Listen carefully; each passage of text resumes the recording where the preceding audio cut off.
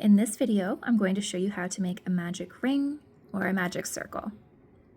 Okay, so we start here with our yarn tail. I'm going to start off by making an X. So we loop it around. I use 2 fingers, just like that. Okay, we're going to insert our hook under here, come through, and pull this yarn right through. Now don't let go of anything just yet because we haven't secured. We're going to do a chain 1 to secure. So we're going to come under here, grab this yarn, basically a yarn over, and pull it through. Now you can let go. Now what we're going to be doing is placing 6 single crochet into the magic ring, or whatever your pattern calls for.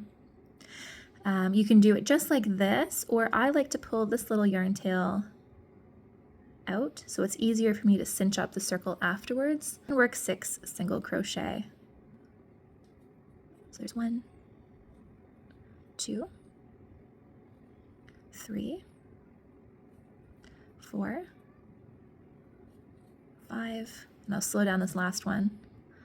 So into the circle, grabbing the yarn, pulling it through, yarn over, pull through. Okay, so that is 6 single crochet into our magic ring.